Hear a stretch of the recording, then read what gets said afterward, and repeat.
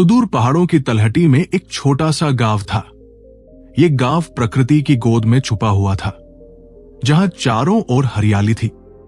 लेकिन जीवन की जटिलताओं ने यहां के लोगों को भी नहीं छोड़ा था। एक दिन गांव में खबर फैली कि एक दिव्य तपस्वी गांव के पुराने बरगद के पेड़ के नीचे आकर ठहरे हैं।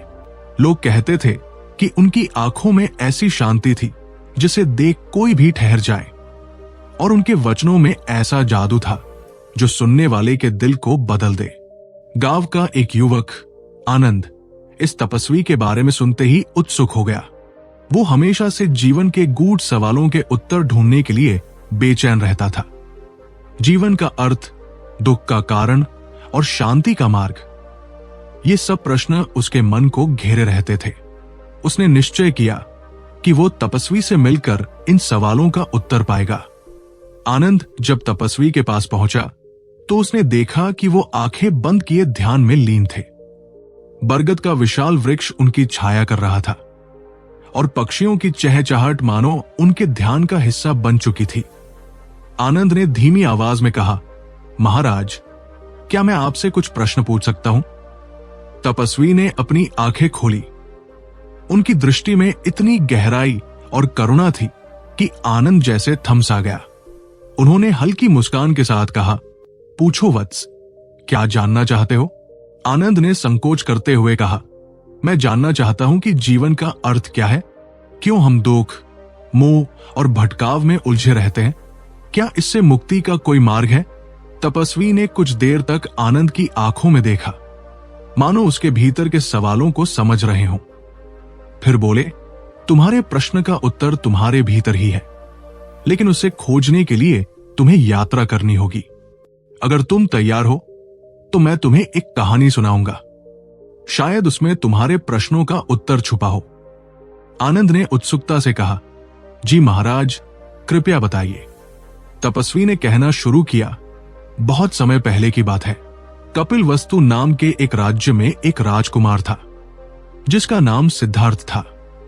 वो हर प्रकार के ऐश्वर्य और सुख सुविधा में पला बढ़ा था, लेकिन उसके मन में एक अजीब सी बेचैनी थी। वो हमेशा सोचता था कि जीवन का अर्थ क्या है। एक दिन महल के बाहर उसने 4 ऐसी चीजें देखी जिन्होंने उसकी पूरी सोच बदल दी। उसने एक बूढ़े आदमी को देखा जो जीवन की अंतिम अवस्था में था।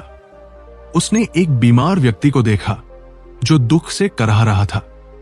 उसने एक शव देखा जिसे देखकर उसे समझ आया कि मृत्यु हर किसी का अंत है। और अंत में उसने एक सन्यासी को देखा जिसके चेहरे पर अद्भुत शांति थी। वो दृश्य उसके मन में अटक गया। राजकुमार ने सोचा, क्या जीवन केवल दुख, रोग और मृत्यु तक सीमित है? क्या इससे परे कोई सच है? इसी सवाल का उत्तर ढूंढने के लिए उसने महल, अपनी पत्नी, अपने पुत्र और सभी सुख सुविधाओं को त्याग दिया। वो सच्चाई की खोज में निकल पड़ा। सिद्धार्थ ने कई वर्षों तक कठोर तपस्या की। उसने खुद को हर प्रकार की भौतिक सुख सुविधा से दूर रखा। उसने भूखे रहकर ध्यान किया, लेकिन उसे कोई उत्तर नहीं मिला। धीरे धीरे उसे समझ आया कि आत्मा की शांति पाने के लिए अत्यधिक कठोरता भी सही मार्ग नहीं है। फिर एक दिन उसने बोधि वृक्ष के नीचे बैठकर प्रण किया कि जब तक उसे सच्चाई का ज्ञान न हो वो वहां से नहीं उठेगा। कई दिनों तक उसने ध्यान किया। तमाम बाधाएं आई, लेकिन उसने हार नहीं मानी। अंततः उसे वो ज्ञान प्राप्त हुआ जिसे निर्वाण कहा जाता है। उसने जाना कि जीवन के दुखों का कारण हमारी इच्छाएं हैं। हम जिन चीजों के पीछे भागते हैं वही हमारे दुख का कारण बनती है। लेकिन जब हम इन्हें समझते और त्यागते हैं तो हमें सच्ची शांति मिलती है। आनंद ये सुनकर प्रभावित हुआ, लेकिन उसने पूछा, महाराज, ये सब सुनने में तो बहुत अच्छा लगता है, लेकिन क्या ये ज्ञान किसी भी सामान्य व्यक्ति के लिए संभव है? और इसे पाने का मार्ग क्या है? तपस्वी ने मुस्कुराते हुए कहा, वत्स, ये ज्ञान तुम्हारे भीतर ही है, लेकिन इसे पाने के लिए तुम्हें ध्यान, सेवा और करुणा का अभ्यास करना होगा।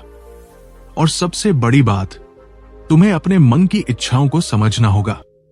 उन्होंने आनंद को एक कार्य सौंपा, पास के जंगल में जाओ, वहां एक प्यासे व्यक्ति को पानी पिलाकर लौट आओ। लेकिन याद रखना, तुम्हें जो भी अनुभव हो उसे ध्यान से समझना। आनंद जंगल की ओर चल पड़ा। थोड़ी ही दूर जाकर उसे एक प्यासा व्यक्ति मिला।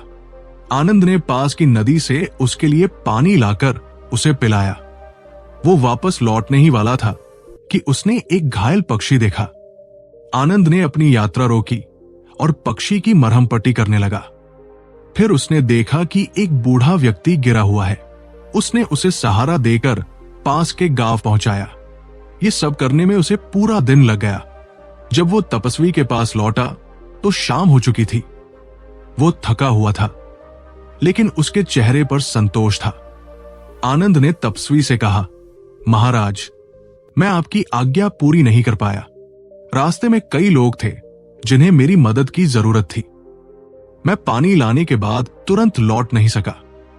तपस्वी मुस्कुराए और बोले, वत्स, यही तो जीवन का सत्य है। सच्चाई सिर्फ ध्यान में नहीं, बल्कि दूसरों की सेवा और करुणा में भी है। सिद्धार्थ ने जो ज्ञान प्राप्त किया, उसने उसे अपने तक सीमित नहीं रखा। उसने उसे हर किसी के साथ साझा किया, ताकि सभी को शांति का मार्ग मिल सके। आनंद ने तपस्वी की बातों में गहराई से छुपे अर्थ को समझा। उसने महसूस किया कि जीवन का अर्थ केवल अपने लिए जीने में नहीं, बल्कि दूसरों की सेवा और उनके जीवन में खुशी लाने में है। उसने तय किया कि वह अपने जीवन को इसी मार्ग पर चलाएगा। उस दिन के बाद आनंद ने अपने गांव में हर किसी की मदद करनी शुरू कर दी। उसकी करुणा और सेवा भावना ने गांव को एक नई ऊर्जा से भर दिया। लोग तपस्वी की कहानी सुनते और अपनी समस्याओं का हल ढूंढते। कुछ समय बाद तपस्वी ने गांव छोड़ दिया, लेकिन जाते जाते उन्होंने आनंद से कहा, वत्स, हमेशा याद रखना कि सच्ची शांति अपने भीतर से शुरू होती है। जब तुम दूसरों की मदद करते हो तो तुम अपने भीतर भी शांति का अनुभव करते हो। यही निर्वाण की यात्रा है। आनंद ने प्रणाम किया और जीवन भर उस संदेश को अपने जीवन का मार्गदर्शक बना लिया। कहानी का सार, सच्ची शांति और सुख की प्राप्ति हमारे भीतर ही होती है। जब हम अपनी इच्छाओं को समझते और उनका त्याग करते हैं और दूसरों की सेवा में अपना जीवन लगाते हैं, तभी हमें वास्तविक शांति मिलती है। यही भगवान बुद्ध का संदेश था, जो आज भी उतना ही प्रासंगिक है।